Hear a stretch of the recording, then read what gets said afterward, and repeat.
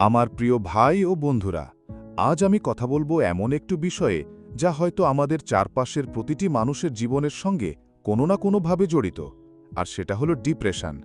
আর এটা কেন হয় এবং কোন মানুষের বেশি হয়, কিভাবে হয়, সবকিছু আমরা বিস্তারিতভাবে একটু হলেও জানতে পারব। আমরা অনেক সময় বলি, আমার মনটা খারাপ, কিছুই ভালো লাগে না, আমার খেতে ইচ্ছা করছে না, আমার কাজ করতে ইচ্ছা করছে না। আর এসব কেন হয়? এগুলো আসলে সাধারণ মন খারাপ নয়, বরং এগুলো হতে পারে ডিপ্রেশনের লক্ষণ। কিন্তু প্রশ্ন হলো, আমার প্রিয় ভাই, ডিপ্রেশন আসলে কি, কেন হয়, কাদের মধ্যে বেশি হয়, এর থেকে বের হয়ে আসার উপায় কি? চলুন ধাপে ধাপে এই বিষয়টা খুঁটিনাটি জেনে নেই। আসসালামু আলাইকুম, আমি শামসুল, ফ্রি মোটিভেশনাল সাকসেস থেকে। প্রতিদিনের মতো আজও আমি এসেছি আপনাদের সামনে, কিন্তু আজকের ভিডিও শুধু আপনার জন্য। আপনি যদি এখন মন ভাঙা, একা বা ক্লান্ত অনুভব করেন, তাহলে এই ভিডিও আপনার জন্য। শেষ পর্যন্ত সাথে থাকুন, কারণ হয়তো আজকের এই কয়েক মিনিট আপনার ডিপ্রেশন থেকে বের করে নিয়ে আসতে পারবে, আশা করছি। ট্যাপ 1। আমার প্রিয় ভাই, ডিপ্রেশন মানে কি? ডিপ্রেশন হলো এমন একটি মানসিক অসুস্থতা, মেন্টাল হেলথ ডিসঅর্ডার, যেখানে একজন মানুষ দীর্ঘ সময় ধরে দুঃখ, হতাশা, নিরাশা, অযোগ্যতার অনুভূতি নিয়ে বেঁচে থাকে। সাধারণ মন খারাপের সাথে এর পার্থক্য হল, মন খারাপ কয়েক ঘন্টা বা কয়েকদিন থাকে, কিন্তু ডিপ্রেশন সপ্তাহ, মাস, এমনকি বছরের পর বছর ধরে চলতে পারে। বৈজ্ঞানিক কি বলে? WHO অনুযায়ী, depression is a common mental disorder characterized by persistent sadness and a loss of interest in activities you normally enjoy, accompanied by an inability to carry out daily activities for at least 2 weeks. অর্থাৎ কমপক্ষে 2 সপ্তাহ ধরে যদি মন খারাপ, আগ্রহহীনতা, ক্লান্তি বা জীবনের প্রতি নিরাশা থাকে, তবে সেটি ডিপ্রেশন হিসেবে গণ্য করা যেতে পারে।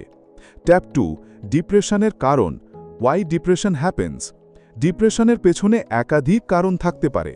আমরা একে ভাগ করতে পারি প্রধানত 4টি ভাগে। 1. বায়োলজিক্যাল কারণ বা বায়োলজিক্যাল কজেস। মস্তিষ্কের কেমিক্যাল ভারসাম্য নষ্ট হওয়া, সেরোটোনিন, ডোপামিন, নর এপিনেফ্রিন ইমব্যালেন্স। জেনেটিক্স, পরিবারে কারো ডিপ্রেশন থাকলে অন্যদের হওয়ার সম্ভাবনা বেশি। 2.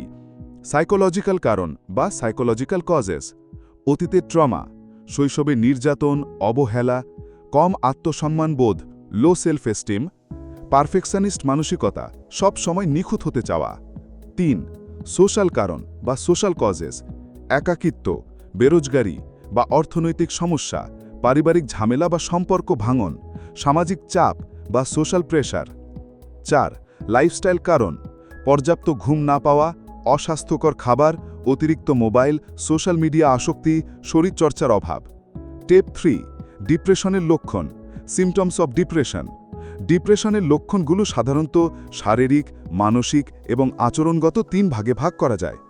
মানসিক লক্ষণ, সারাদিন খারাপ লাগা, ভবিষ্যতে নিয়ে আশাহীনতা, আত্মহত্যা চিন্তা আসা, ছোটখাটো সমস্যায় ভেঙে পড়া। শারীরিক লক্ষণ, ক্ষুধা কমে যাওয়া বা অতিরিক্ত বেড়ে যাওয়া, ঘুম না আসা বা অতিরিক্ত ঘুমানো, শরীরে অকারণে ব্যথা, ক্লান্তি। আচরণগত লক্ষণ, সামাজিকতা থেকে দূরে থাকা, কাজ বা পড়াশোনায় মনোযোগ দিতে না পারা, অপ্রয়োজনীয় রাগ, ঝগড়া। টেপ 4. ডিপ্রেশনের প্রভাব, ইম্প্যাক্ট অফ ডিপ্রেশন। ডিপ্রেশন শুধু মন খারাপ নয়, এটি মানুষের পুরো জীবনকে নষ্ট করে দিতে পারে। ব্যক্তিগত জীবন, সম্পর্ক ভেঙে যাওয়া, আত্মহত্যার প্রবণতা। সামাজিক জীবন, বন্ধু ও পরিবারের সাথে সম্পর্ক দূরে সরে যাওয়া। পেশাগত জীবন, চাকরি বা পড়াশোনায় মনোযোগ হারানো। শারীরিক স্বাস্থ্য, হরমোনের ভারসাম্য নষ্ট, হার্ট ডিজিজ বাড়ার ঝুঁকি। টেপ 5. ডিপ্রেশন থেকে মুক্তির উপায়, ওয়েজ টু ওভারকাম ডিপ্রেশন। এখন আসি সবচেয়ে গুরুত্বপূর্ণ অংশে, এর থেকে বের হবার উপায় কি, কিভাবে বের হয়ে আসব। 1. চিকিৎসা বা মেডিকেল ট্রিটমেন্ট, ডাক্তার বা সাইকিয়াট্রিস্টের পরামর্শ। অ্যান্টি ডিপ্রেসেন্ট মেডিসিন, শুধু বিশেষজ্ঞের নির্দেশে। Cognitive behaviour therapy, CBT. 2. Lifestyle পরিবর্তন বা লাইফস্টাইল চেঞ্জেস, প্রতিদিন অন্তত 30 মিনিট হাঁটা বা ব্যায়াম। হেলদি ডায়েট, সবজি, ফল, পানি, পর্যাপ্ত ঘুম। এখনও যদি আমার চ্যানেলটি সাবস্ক্রাইব না করে থাকেন, তাহলে আমার প্রিয় ভাই এখনই সাবস্ক্রাইব করে দাও। 3. সামাজিক সমর্থন, সোশ্যাল সাপোর্ট, পরিবার ও বন্ধুদের সাথে সময় কাটানো, একাকিত্ব কমানো, কারোর সাথে নিজের কষ্ট শেয়ার করা। 4. মাইন্ডসেট পরিবর্তন, মাইন্ডসেট শিফটস, নেগেটিভ চিন্তাকে চ্যালেঞ্জ করা, ছোট ছোট জিনিসে খুশি হওয়া, কৃতজ্ঞতা চর্চা করা, গ্র্যাটিটিউড জার্নাল। 5. আধ্যাত্মিক দিক বা স্পিরিচুয়াল হিলিং, নামাজ, ধ্যান, যোগব্যায়াম, কোরআন, গীতা, বাইবেল পড়া, জীবনের উদ্দেশ্য খুঁজে বের করা। টেপ 6. ডিপ্রেশন নিয়ে মিথ, মানে মিথ অব ডিপ্রেশন। অনেকের ভুল ধারণা আছে ডিপ্রেশন মানে পাগল হওয়া, শুধু দুর্বল মানুষই ডিপ্রেশনে ভোগে, চাইলে ইচ্ছাশক্তি দিয়ে বের হওয়া যায়। বাস্তব হল ডিপ্রেশন একটি বৈজ্ঞানিক চিকিৎসাযোগ্য অসুখ।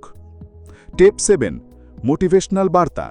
আমার প্রিয় ভাই ও বোনেরা, ডিপ্রেশন মানে জীবনের শেষ নয়, এটি একটি অস্থায়ী অবস্থা যা চিকিৎসা, ধৈর্য, পরিশ্রম এবং প্রিয়জনের সাহায্য কাটিয়ে ওঠা সম্ভব।